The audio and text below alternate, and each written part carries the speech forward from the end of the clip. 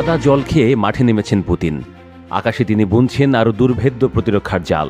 বেহুলার বাসর ঘরে যাতে কোনোভাবেই ঢুকতে না পারে বিষধর সাপ, সে চেষ্টায় মগ্ন পুতিন।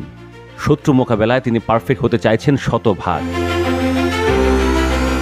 মস্কোর আকাশে নতুন করে আঁকা হচ্ছে প্রতিরক্ষার এক অদৃশ্য চক্র। 2025 সালের জুলাইয়ের শেষ দিকে ওপেন সোর্স গোয়েন্দা গবেষক জেমবব এক চাঞ্চল্যকর তথ্য প্রকাশ করেছেন। তার উপস্থাপনায় উঠে এসেছে রাশিয়া মস্কোর চারপাশে নতুন করে গড়ে তুলছে বিশাল এক আকাশ প্রতিরক্ষা নেটওয়ার্ক। প্যান্সির S1 নামক ক্ষেপণাস্ত্র প্রতিরক্ষা ব্যবস্থার জন্য নির্মিত হচ্ছে একের পর এক টাওয়ার। জেমববের এক্সপোস্টের সূত্র ধরে রেডিও সভ্যতার সাংবাদিক মার্ক কুদভ তুলে ধরেন এই প্রকল্পের বিস্তারিত চিত্র।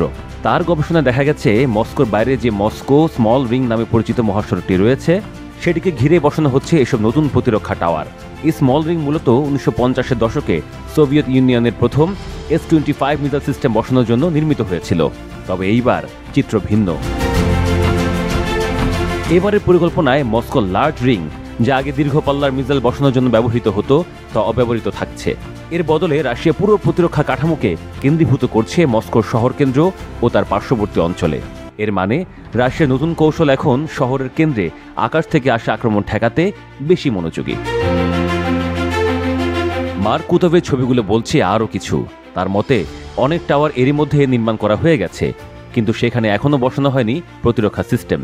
ছবি ও উপগ্রহ চিত্র বিশ্লেষণে মোট 54টি টাওয়ার চিহ্নিত করা গেছে, তবে সবগুলোতে অস্ত্র বসানো হয়নি এখনও। অনেক টাওয়ার এখনও ফাঁকা পড়ে আছে, যা ইঙ্গিত দিচ্ছে প্রকল্পটি সম্পূর্ণ নয়।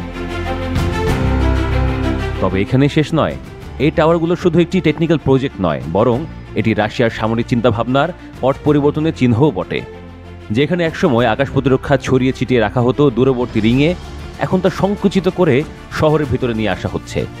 এমন কৌশল হয়তো আধুনিক ড্রোন ও ক্ষুদ্র পাল্লার মিসাইলের হুমকি বিবেচনায় নেওয়া হয়েছে, যেগুলোর গতিপথ বুঝতে এবং প্রতিরোধ করতে কাছে থাকা প্রতিরক্ষা ব্যবস্থা অনেক বেশি কার্যকর। বিশেষজ্ঞরা বলছেন এই প্রতিরক্ষা নেটওয়ার্কের লক্ষ্য কেবল সামরিক স্থাপনাগুলো নয়, বরং সরকারি ভবন, কৌশলগত যোগাযোগ ব্যবস্থা ও অন্যান্য গুরুত্বপূর্ণ অবকাঠামোগুলোকেও সুরক্ষা দেয়া। এই টাওয়ারগুলো উচ্চতা এবং অবকাঠামো দেখেই বোঝা যাচ্ছে এগুলো বিশেষভাবে ডিজাইন করা হয়েছে প্যান্সির S1 এর মতো মোবাইল ও অটোনোমাস ক্ষেপণাস্ত্র প্রতিরক্ষা ইউনিটের জন্য। তবে কিছু বিশেষজ্ঞ আবার বলছেন এই পদক্ষেপ রাশিয়ার দুর্বলতাকেই প্রকাশ করে। সম্প্রতি ইউক্রেনের অপারেশন স্পাইডার ওয়েব রাশিয়ার কৌশলগত বোমারু বিমান বহরে বড় ধাক্কা দিয়েছে। এতে প্রমাণ হয়েছে রাশিয়ার প্রচলিত আকাশ প্রতিরক্ষা ব্যবস্থাগুলো এতটা কার্যকর নয় যতটা দাবি করা হয়। সুতরাং রাশিয়া এখন নতুন পরিকল্পনায় মাঠে নামছে।